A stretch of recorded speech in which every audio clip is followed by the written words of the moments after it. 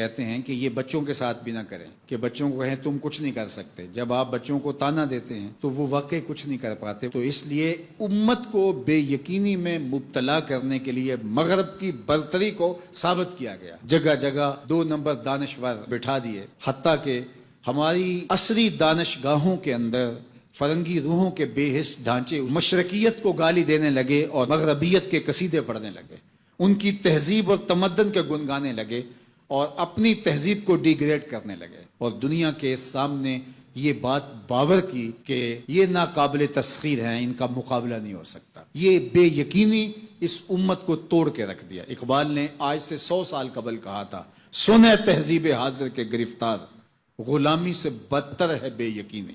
اور اس امت کی نشأت کو، اس امت کی نہضت کو روکا گیا کہ نہیں تم مقابلہ نہیں کر پاؤ گے. اور یہ ماضی کے اندر بھی ہوتا رہا. قوم موسیٰ نے کہا تھا ہم تو مقابلہ کر نہیں سکتے، موت سے بدتر زندگی تھی، اور یہ بالکل ہتھیار پھینک چکے تھے. پھر حضرت موسیٰ آئے اور ان کو کھڑا کیا، ہمت دلائی، دریائے نیل کے کنارے آئے تو پھر اڑ کے کھڑے ہو گئے. چونکہ 12 قبیلے تھے تو کہنے لگے کہ ہم ایک ہی راستے سے نہیں گزریں گے.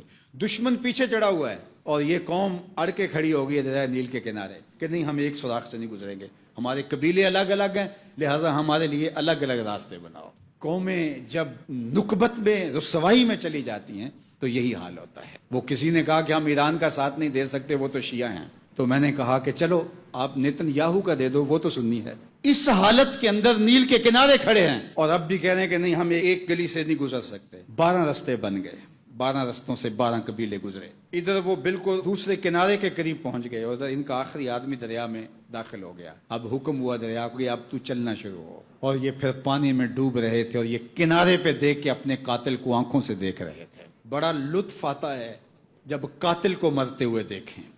آج کل بڑا مزہ آ رہا ہے، آج کل بہت خوشی ہو رہی ہے. یہ آج ہی مجھے کسی نے بھیجا کہ اسرائیل کے وزیر ثقافت نے ایک ہاسپٹل پہ کوئی میزائل لگا ہے اور اس کی کوئی دیوار گر گئی ہے تو اس نے کہا کہ یہ انسانیت تو نہیں ہے.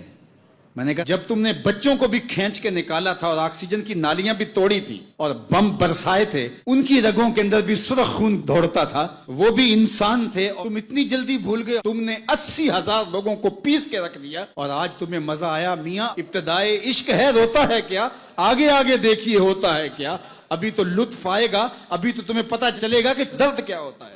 ابھی 1-2 ماہ قبل آئرن ڈوم کی کہانیاں یہ دانشور ہمیں سنا رہے تھے. وہ کہتے تھے وہاں چڑیا بھی اندر نہیں جا سکتی، لیکن پھر دنیا نے میزائل جاتے دیکھے. کیسا خوف زدہ کیا ہوا تھا. نہیں ناقابل تسخیر ہے، اس کا مقابلہ نہیں ہو سکتا. وہ آسمان سے اترے ہیں، کیوں ان کا مقابلہ نہیں ہو سکتا؟ خدا چاہے تو ممولے سے شہباز کو لڑا دے، وہ تو ابابیلوں سے ہاتھی مروا دیتا ہے. تو اللہ جل شانہ کمزور نہیں ہوا، اس کی خفیہ تدبیریں ابھی ختم نہیں ہوئیں اور کبھی ختم نہیں ہوں گی. تم ایک چال چل رہے ہو اور وہ تمہیں چال میں پھنسا رہا ہے. میرے اللہ نے اس امت کے تنے نازک کے اندر زندگی کی لہریں پیدا کر دی ہیں اور ایک تموج پیدا ہو گیا ہے. اگرچہ آج بھی وہ فلسفہ، آج وہ دانشوری کا جعلی غلغلہ موجود ہے، آج بھی مایوسی کے نعرے لگائے جا رہے ہیں. 4 دن کی کہانی ہے، اس کے بعد آپ کو ایران کھنڈر بنا دکھائی دے گا. بن جائے کھنڈر، اس سے کوئی فرق نہیں پڑتا.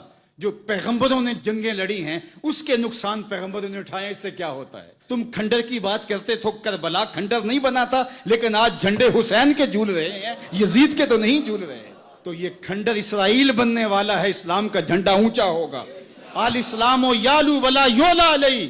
اسلام سر بلند ہے، سر بلند رہے گا، اور شرق سے لے کر غرب تک جھنڈا میرے حضور کے نام کا لہراتا رہے گا.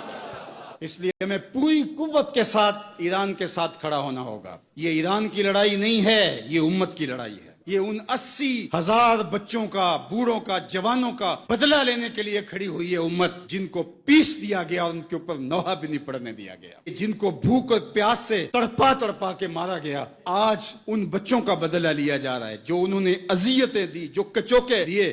اس ممبر پہ بیٹھ کے ہم روتے رہے، ہماری خلوتیں، ہمارے حجرے آنسوں سے بھر گئے. ہم تو صدیوں سے روتے آ رہے ہیں جو ہمارے ساتھ ہوا. ہم نے اپنے بوڑھے باپ کو روتے ہوئے دیکھا اس امت کے لیے، ہم نے اپنے مشائخ اور اساتذہ کو روتے ہوئے دیکھا. یار یہ وقت ہے، کیوں مایوسی پھیلاتے ہو؟ کتاب ملت بیضا کی پھر شیرازہ بندی ہے. کہ شاخ ہاشمی کرنے کو ہے پھر بھرگو سمر پیدا، نوا پیرا ہو ہے بلبل کہ ہو تیرے ترنم سے کبوتر کے تنے نازک میں شاہی کا جگر پیدا۔ انشاءاللہ یہ دن گنے جا چکے ہیں، مغرب سے قیادت مشرق کی جانب منتقل ہونے والی ہے۔ آپ چائنا کے صدر کا بیان پڑھیے، بصیرت اور حکمت سے بھرا ہوا وہ بیان تھا جس نے سینہ ٹھنڈا کر دیا۔ دنیا کی نظروں میں سب کچھ ہے، بس ایک آواز اٹھنی ہے اور دنیا کی نئی صف بندی ہوگی اور مغرب سے مشرق کی جانب قیادت منتقل ہو رہی ہے انشاءاللہ، اور وہ وقت دور بھی نہیں ہے کہ انشاءاللہ اسلام کا جھنڈا پوری دنیا کے اوپر لہرائے گا اور مسلمان سر بلند ہوں گے۔ اور یہ بات ہم عرض کرنا چاہتے ہیں، پوری دنیا بھی اسرائیل کو مان لے، پاکستان کبھی تسلیم نہیں کرے گا انشاءاللہ۔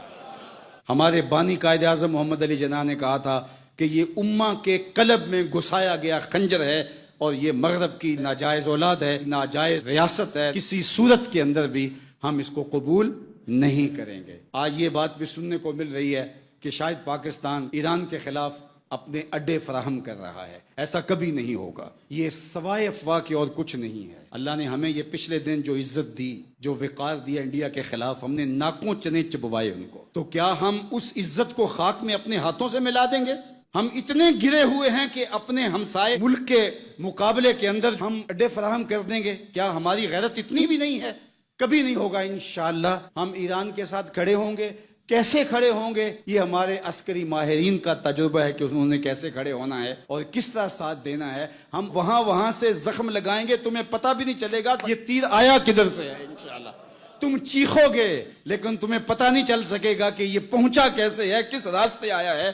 انشاءاللہ اب تمہارے رونے چیخنے کا دور شروع ہوا اور انشاءاللہ بیت المقدس ان قریب ایسے مرحلے میں پہنچے گا کہ ہم یہاں کہہ رہے ہوں گے کہ ہم بیت المقدس کے راستے مدینے جا رہے ہیں۔ انشاءاللہ بیت المقدس آزاد ہوگا اور ہم ایسے حج عمرے کریں گے کہ اللہ کے ایک گھر سے احرام باندھیں گے اور دوسرے گھر میں جا کے عمرہ کر کے اور حج کر کے کھولیں گے انشاءاللہ العظیم۔